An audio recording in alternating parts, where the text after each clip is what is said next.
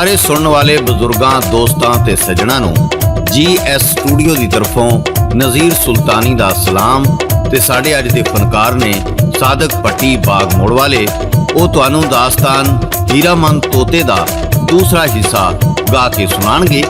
पिछले हिस्से विच बादशाह अपनियां राणियां नूं महल विचों कढ़ दिंदा है ते हीरामंद तोता उहनूं हज़ारां मील दूर एक शहजादी दा पता दसदा है ते बादशाह उहनूं कहंदा है मैनूं उस शहजादी कोल लै चल। तोता उहनूं कहंदा है बादशाह उत्थे जाना एडा सौखा नहीं, तू ये ख्याल अपने दिल विचों कढ़ दे। बादशाह जिद करदा है ते तोता बादशाह नूं कहंदा है ते फिर जो मैं कहां तू ओ करदा जा। बादशाह कहंदा है दस मैनूं की करना पवेगा।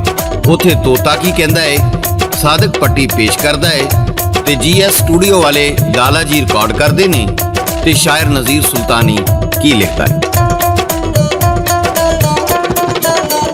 कहंदा बादशाह नूं तोता एक घोड़ा तू मंगा दे, जिदे पर होण बड्डे ओ बराकी मंगा दे। उड्डे विच समाना ओनू हीरे जड़ा दे, फुल चांदी दे बना के हाथ मेरे तू फड़ा दे। छत मोरा नाल भर ले, छत मोरा नाल भर ले, बड़ा बोरा तू सुआ दे। चल नाल तू तबेले मैनू घोड़ा तू विखा दे। आ बादशाह हीरामंद तोते नूं उथे की आंदा सादक पट्टी पेश करदा। कहंदा बादशाह तू मैनू केड़ी खुबनी च पाया, इत्थे परां वाला घोड़ा कितों धरती ते आया। ना मैं किसे कोलों सुनिया मैनू किसे ना सुनाया। कहंदा हीरामंद ओनू क्यों तू घबराया। तोते ने बादशाह नूं आख्या एक परा वाला घोड़ा, चांदी दे फुल ते बहुत सारियां अशरफियां दा इंतजाम कर। बादशाह कहन लगा तोतिया ये ते कम ना करन दियां गल्लां ने, कदी परा वाला घोड़ा भी हुंदा है। चलो अशरफियां ते चांदी दे फुल्लां तक दी गल ठीक है, पर घोड़ा परा वाला ये नहीं हो सकदा। तोता कहन लगा बादशाह घबराण दी कोई गल नहीं, तू मैनू तबेले लै चल, अगली गल मैं तेनू फिर दसांगा। बादशाह नूं तबेले लै जांदा है। तोते ने एक खूबसूरत ते फुर्तीले घोड़े नूं वेख के आख्या बादशाह इस घोड़े नूं वखरा कर ले। सादक पट्टी पेश करदा है। एक सुथराम घोड़ा ओथों बकरा करावा, ओनू बूटियां लिया के विचों जंगला खुआवा। ओदे पर योगी अमल कम रब दे विखावा, बह के घोड़े उत्ते मैं भी तेरे नाल उड़ जावा। बादशाह ने उस घोड़े नूं वखरा कर लिया। तोता जंगलां पहाड़ां विचों रोज नवीਆਂ नवीਆਂ बूटियां लैके आउंदा है ते बादशाह वो बूटियां घोड़े नूं खिलाउंदा है। सुनिया बादशाह ने गल्लां कोल घोड़े दे आवे, तोता जाके पहाड़ा उत्तों बूटियां ले आवे। अद्धी बादशाह बूटियां उस घोड़े नूं खुआवे, पावे खबरां ना कोई तोता आख सुनावे। रब दी करनी सी कि घोड़े दे पर निकलने शुरू हो गए। आहिस्ता आहिस्ता पर वड्डे हुंदे गए। बादशाह ने चांदी दे फुल बनवाए, नाले बहुत सारियां अशरफियां नाल लईयां। इत्थे हीरामंद तोता बादशाह नूं एक नसीहत करदा है ते कहंदा है सिर्फ एक चाबक घोड़े नूं मारनी है, दूजी मार दित्ती ते इहदा अंजाम बहुत बुरा होवेगा। बादशाह कहंदा है तू फिकर ना कर, ये गलती मेरे कोलों नहीं होवेगी। वो घोड़े ते सवार होए ते तोता बादशाह दे मोढे ते बह गया। वो किवें जांदे ने सादक पट्टी पेश करदा है ते शायर नज़ीर सुल्तानी लिखदा है वो किवें जांदे। ओतों उड्डिया घोड़ा लैके दोवां सवारा, ओते लम्मियां ने वाटा की मैं अर्ज गुजारा। करते सफरो मिला कई समा ते हज़ारा। कहंदा बादशाह तोतिया किथे घोड़े नूं उतारा। कई दिन तकी रातां विच सफर गुजारे, आया मुश्किलां लखा ओ हिम्मत ना हारे। कदी निकले सूरज कदी निकलन तारे, जा अपने ओ मैला लगी कश्ती किनारे।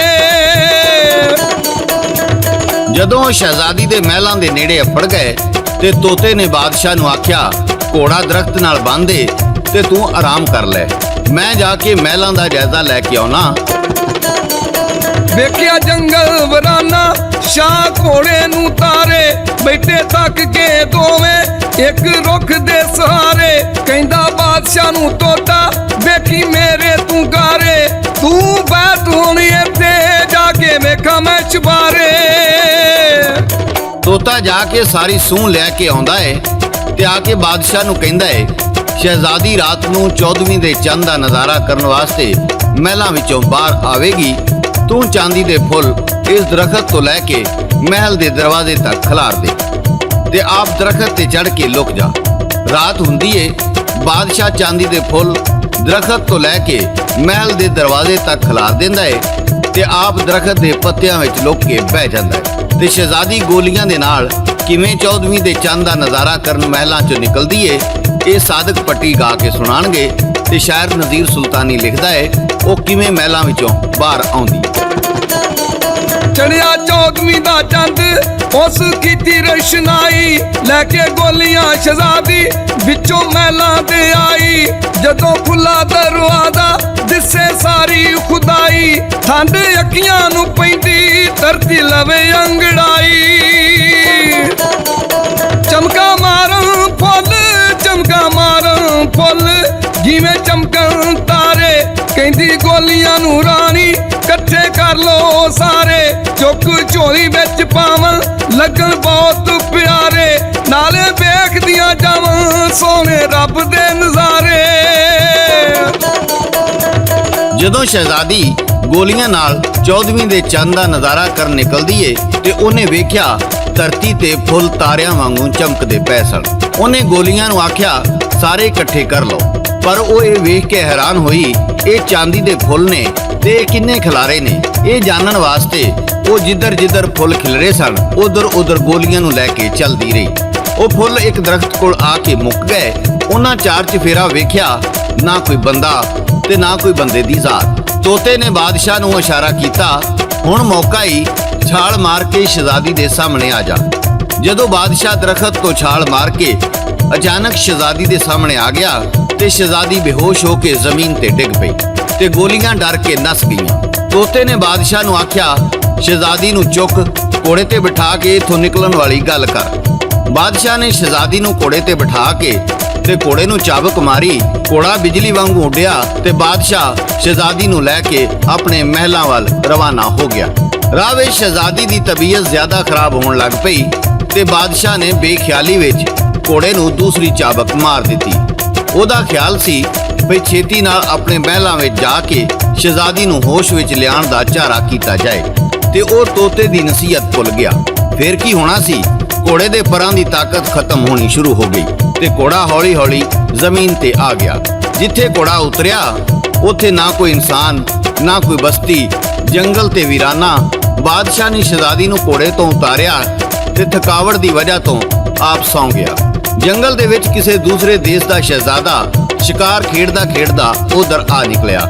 ਉਹਨੇ ਵੇਖਿਆ ਬਾਦਸ਼ਾਹ ਸੁੱਤਾ ਏ ਤੇ ਸ਼ਹਿਜ਼ਾਦੀ ਬੇਹੋਸ਼ ਪਈ ਏ। ਸ਼ਹਿਜ਼ਾਦੇ ਦੀ ਨੀਅਤ ਖਰਾਬ ਹੋ ਗਈ।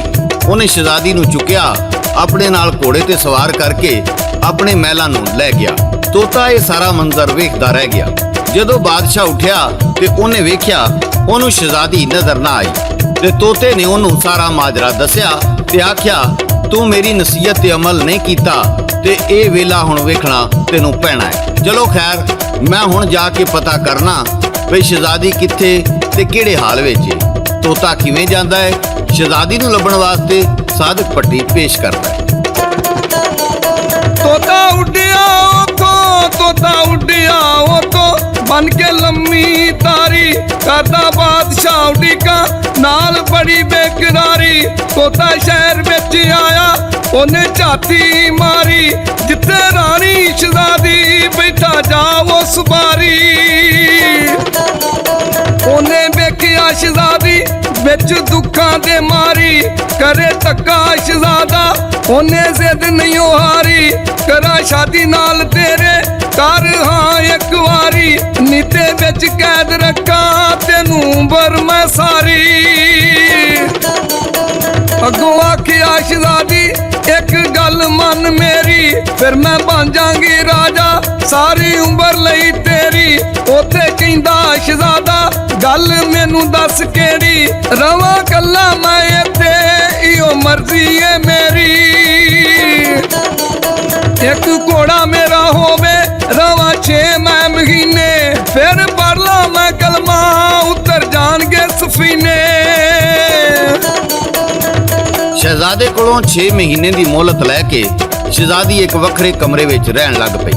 ਉਹ हर रोज परिंदिਆਂ ਨੂੰ दाना ਪਾਉਂਦੀ ਸੀ ਤੇ ਆਪਣਾ ਦਿਲ ਬਹਿਲਾਉਂਦੀ ਸੀ। ਹੀਰਾਮਨ ਤੋਤਾ ਉਹਨਾਂ परिंदिਆਂ ਨਾਲ ਇੱਕ ਦਿਨ ਸ਼ਹਿਜ਼ਾਦੀ ਦੇ ਕੋਲ ਜਾ ਬੈਠਾ ਤੇ ਉਹਨੂੰ ਕਹਿਣ ਲੱਗਾ, ਤੂੰ ਇੱਥੇ परिंदिਆਂ ਨੂੰ दाना ਪਾਉਂਦੀ ਫਿਰਨੀ ਏ, ਜਿਹੜਾ ਬਾਦਸ਼ਾਹ ਹਜ਼ਾਰਾਂ ਮੀਲਾਂ ਦਾ ਸਫ਼ਰ ਕਰਕੇ ਤੇਰੀ ਖਾਤਰ ਆਪਣੀ ਬਾਦਸ਼ਾਹੀ ਛੱਡ ਕੇ ਜੰਗਲਾਂ ਵਿੱਚ ਖੱਜਲ ਖਵਾਰ ਹੁੰਦਾ ਫਿਰਦਾ ਏ, ਕਦੀ ਉਹਦੇ ਬਾਰੇ ਵੀ ਸੋਚਿਆ ਹੀ? ਸ਼ਹਿਜ਼ਾਦੀ ਸ਼ਹਿਜ਼ਾਦੇ ਦੇ ਰਵੱਈਏ ਤੇ ਉਹਦੀ ਕੈਦ ਤੋਂ ਬੜੀ ਤੰਗ ਸੀ। ਉਹ ਕਹਿਣ ਲੱਗੀ, ਮੈਨੂੰ ਇੱਥੋਂ ਲੈ ਚੱਲ, ਜਿਹੜਾ ਮੈਨੂੰ ਇੰਨਾ ਪਿਆਰ ਕਰਦਾ ਏ ਮੈਂ ਸਾਰੀ ਜ਼ਿੰਦਗੀ ਉਹਦੇ ਨਾਲ ਗੁਜ਼ਾਰ ਦਿਆਂਗੀ। ਤੋਤਾ ਕਹਿੰਦਾ, ਇੰਜ ਦਿਨ ਦੇ ਉਜਾਲੇ ਵਿੱਚ ਜਾਵਾਂਗੇ ਤੇ ਉਹ ਬੇਰਹਿਮ ਸ਼ਹਿਜ਼ਾਦਾ ਤੇ ਉਹਦੀਆਂ ਫੌਜਾਂ ਬਾਦਸ਼ਾਹ ਨੂੰ ਮਾਰ ਦੇਣਗੀਆਂ ਤੇ ਤੇਰੇ ਨਾਲ ਪਤਾ ਨਹੀਂ ਉਹ ਕੀ ਸਲੂਕ ਕਰੇਗਾ। ਮੈਂ ਘੋੜੇ ਦੇ ਪਰਾਂ ਦਾ ਇਲਾਜ ਕਰਾਂਗਾ, ਜਦੋਂ ਇਹ ਠੀਕ ਹੋ ਜਾਣਗੇ ਤੇ ਫਿਰ ਸਾਨੂੰ ਕੋਈ ਨਹੀਂ ਫੜ ਸਕਦਾ। ਤੇ ਨਾਲੇ ਮੈਂ ਜਾ ਕੇ ਬਾਦਸ਼ਾਹ ਨੂੰ ਤੇਰੀ ਖਬਰ ਦੇਣਾ ਵਾ। ਉਹ ਜਾ ਕੇ ਬਾਦਸ਼ਾਹ ਨੂੰ ਦੱਸਦਾ ਏ ਵੀ ਸ਼ਹਿਜ਼ਾਦੀ ਦਾ ਪਤਾ ਮਿਲ ਗਿਆ ਏ। ਉਹ ਜੰਗਲ ਵਿੱਚੋਂ ਜੜੀ ਬੂਟੀਆਂ ਲਿਜਾ ਕੇ ਘੋੜੇ ਨੂੰ ਖਿਲਾਉਂਦਾ ਏ ਤੇ ਘੋੜੇ ਦੇ ਪਰ ਠੀਕ ਹੋ ਜਾਂਦੇ ਨੇ।